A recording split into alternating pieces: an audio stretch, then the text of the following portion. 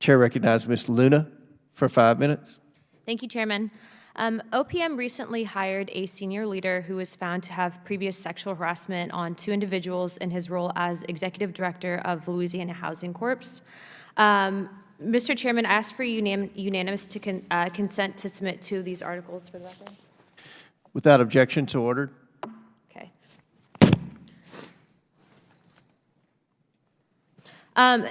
You know, I hate having to really bring this up because I feel like this should have been handled somewhat how we do it in the military at the lowest level. But unfortunately, because of the fact that some of the policies in place at your organization seem to have failed some of the employees, these people were placed in position of power, which ultimately ended up allowing them to victimize people. So this article and the ones that I submitted actually come after a second Washington Post article released in January 2023 highlighted how a former high-ranking DoD official was hired by OPM in 2021 to serve as the chief financial officer while under investigation by the DoD's Office of the IG for misconduct as well. We should all be concerned about these instances, of which significantly hinder OPM's ability to establish and maintain a trusted workforce as outlined in their vetting guidelines, which is why I would like the chairman to submit these for record, of which he has. And I guess this leads me to my next question for you, ma'am.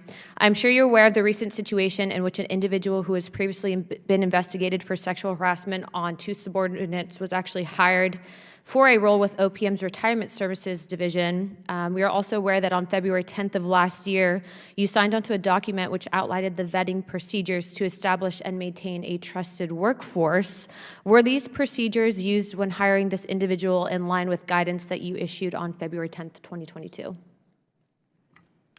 Thank you, Congresswoman, for that question. I'd like to say at the outset that I do take these issues and these matters very seriously. I am committed to a workplace that's free from harassment, and we do find these reports alarming, and we are conducting a careful review right now. And because of that, I'm limited in going into the details of these particular matters. What I can tell you is that these were 2 distinct matters that we don't think has indicates any particular flaw in the vetting procedures that we've been administering at a government-wide level. Just on average, how long do these reports take to close out, though? Because when people, especially in positions of power, whether or not they're placed on leave, there's a certain aspect of, I think, something that you guys owe the victims, because once something like that happens, you're forever changed.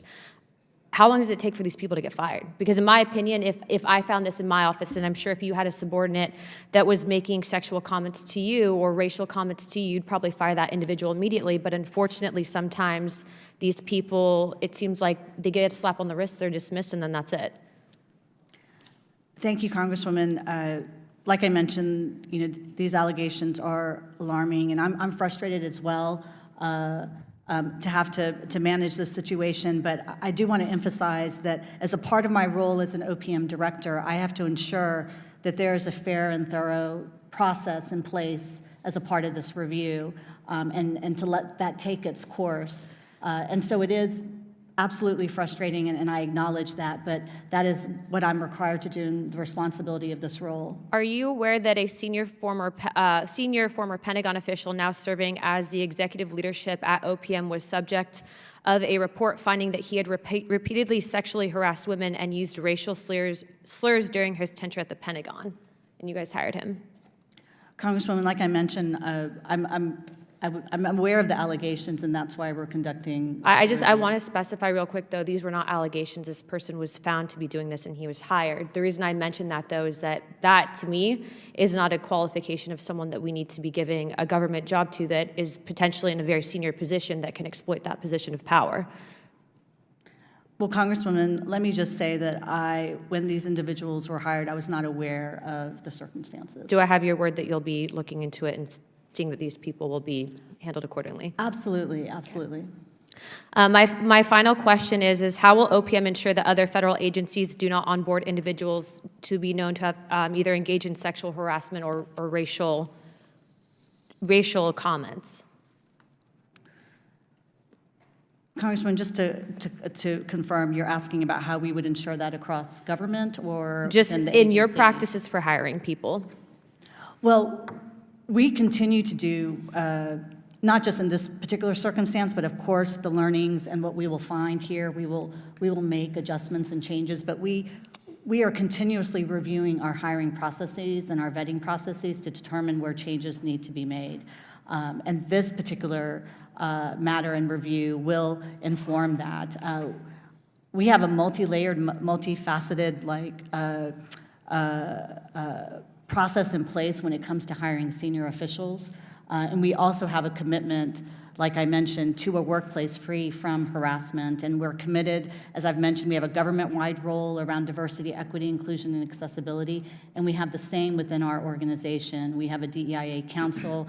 We have high scores when it comes to the DEIA FEVS index for the work that we're doing in this area. So you have my commitment to address these issues. You have, and this is a work also of within the agency, again, how we are conducting a thorough review and ensuring that we want to take what we learn from this and where there might be gaps or improvements that we make those changes. Thank you.